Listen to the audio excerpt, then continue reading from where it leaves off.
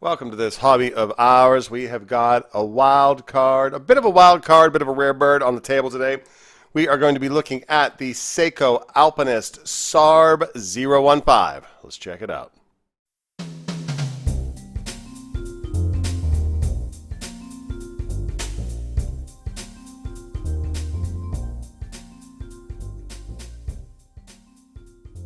All right, D, what you got on deck? We have got Porsche design t-shirts, the 1 mile, the Top Gun with the Hobby of Ours logo in all sizes. This one happens to be in large, but all sizes at hobbyofhours.com, where you can also find our mug. You can also find a link to the Countycom Watchmakers 3-in-1 tool collab that we did with them. Use that to change all of your straps. Countycom is a trusted supplier. Please check them out. And we've also got a book, The History of the Seiko Alpinist Plus 5 Sports Speed Timer from Seiko Ryugo.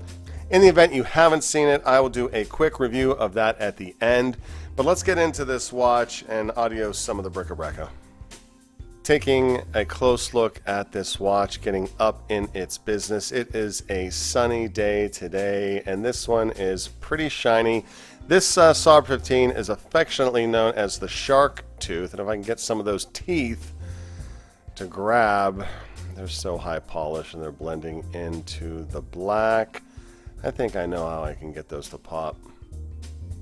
Alright, little white card balance, and you can see those teeth a little bit better. I got a black drape across the top of the ceiling because I usually don't want the ceiling getting into the shot, but with these super high polished pieces, you kind of need a little bit of that in order for them to pop. There they are. There are the shark teeth. I can adios the white card for now. Let's take a look at some dims, put some numbers up on the board. What are we looking at? Nothing very special here in terms of dimensionality. Very, very similar to many of the other Alpinists we reviewed or that you've maybe owned or found out there in the free market. You can still find these. There's a certain charm to these older Alpinists that the Prospex line, the reboot of the line, just doesn't have. I mean, certainly with the Prospex versions of the Alpinist, you get a whole bunch of colorways. Like the cream version of the Alpinist was impossible to find, and then they released it, and now they're actually pretty affordable, pretty much running in the mid $500 to $700 range for most Alpinistas that are out there. There are, of course, some rarer birds. Certainly the GMTs are going to run you hot compared to the regular Prospex ones. But you can still find these for under 1K, typically in the 700 to 900 price band, depending on condition. This one happened to come with a second bracelet. This is the original bracelet that had come with it, all of its links. And this one came with a more or less a Jubilee one. I don't really wear it on there because I don't care for it on a sporty watch, and this is certainly a sporty watch, as is evidenced by my Goonies sporty gloves. I like to change up my glove game. Like, when I got a racing chronograph, got my driving gloves.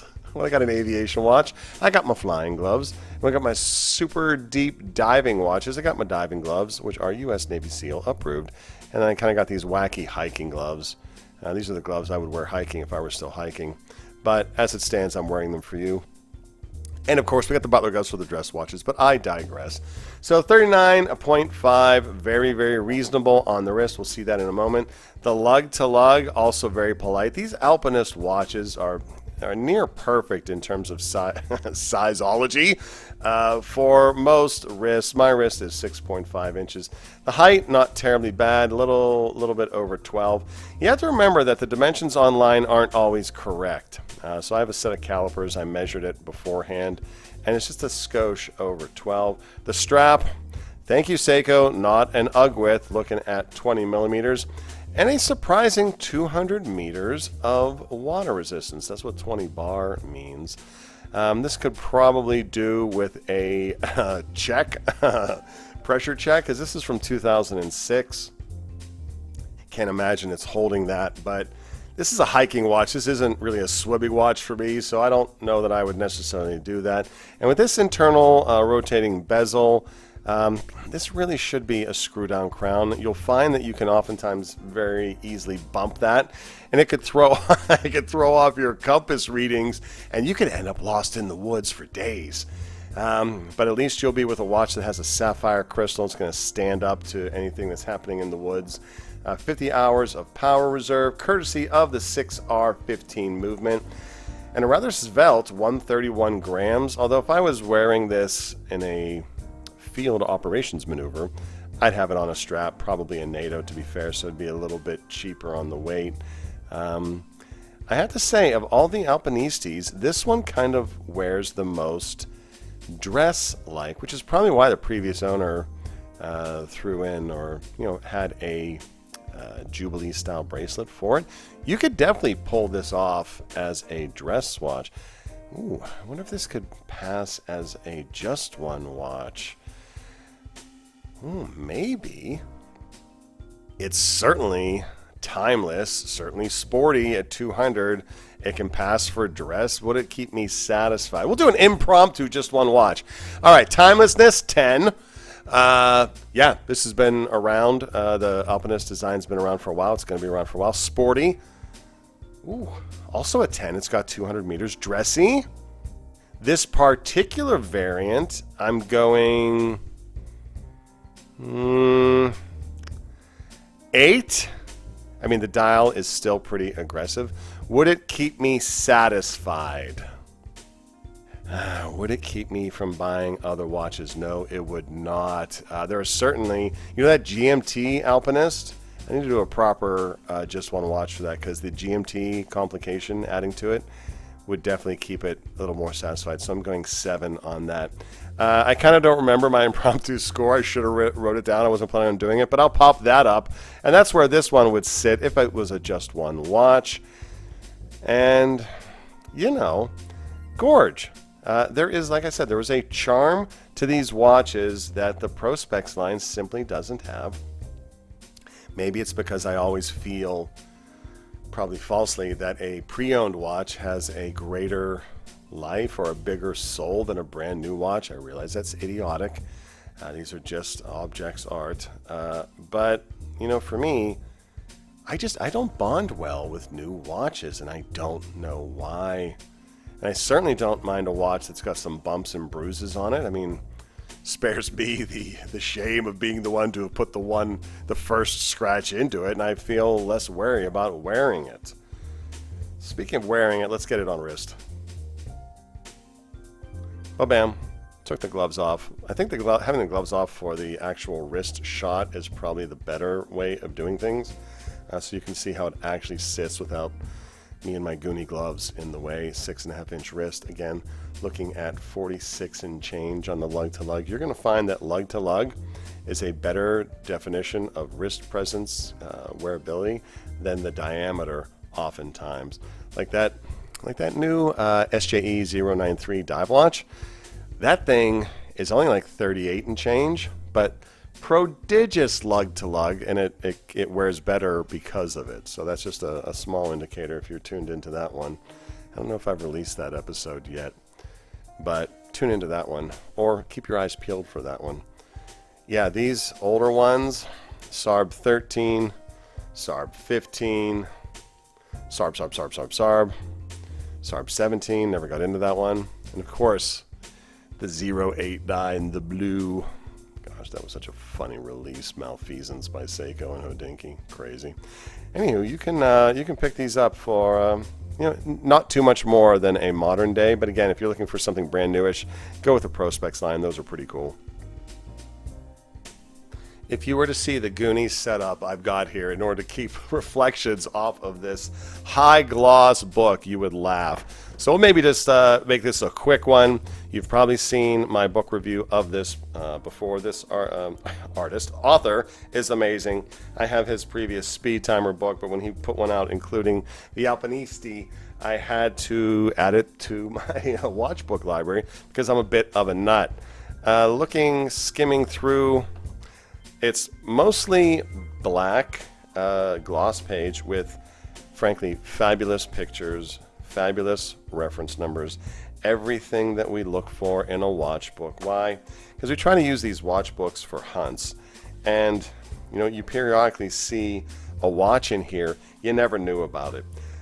This book came out of the JDM, so Seiko keeps, and rather holds back, a number of their...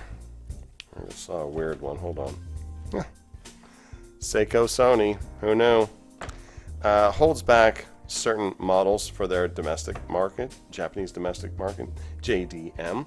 And you can discover these in here, and every now and then those models pop on eBay, typically also out of Japan. And because they're not well known, you know, they may not be carrying a premium. Yeah, sunny day here in the studio. This is what I'm talking about. This right here, the Scuba 200. See if I can get that to focus. Those two models in titanium, not Alpinist, but included along here. They certainly have Alpinist-like hands, particularly that rather large ovular hour hand is prevalent in some of the other Alpinist models. This is a watch worth having, particularly for its titanium. I noticed that the cream dial one does go a little bit more expensive. I think I saw that one for $1,300. I think I saw the black one for around $800, $900. I was already rolling heavy at the time, and I didn't. I needed another watch. I could need another hole in the head. So this is something I learned about because I bought this book. Yeah, see that big hand? This was the era of that big hand, and it just carried over to that one, although these other Alpinists are not titanium. So that's Scuba 200. I gotta be honest, it's on my list. So a very cool book out of the JDM, and if you're an Alpinist fan, if you're a speed timer fan, I kind of glossed over the speed timer things. I kind of whipped right through it. Those chronographs.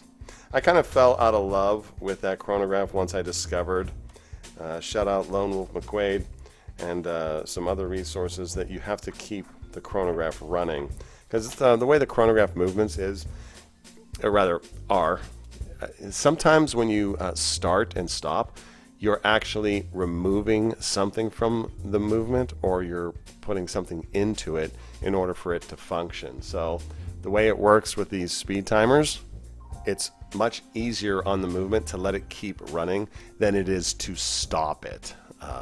That's about as deep as I can get with my understanding of those movements.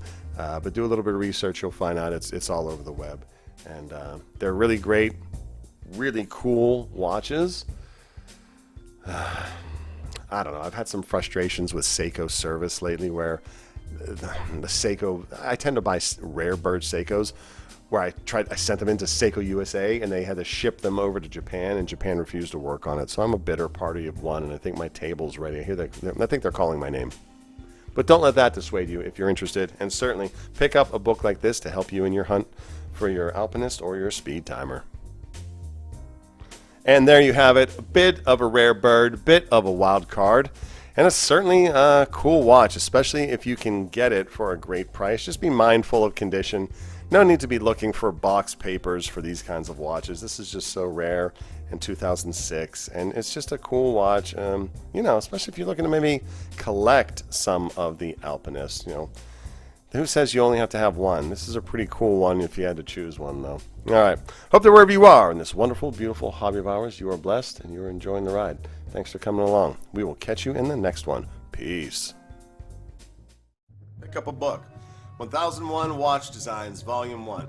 We've got line art, oil paintings, steampunk, and even super duper realistic ones. Ones that you could probably put on your wrist today. It's a good bit of fun and a great way to share your support. Thanks for coming along on the ride.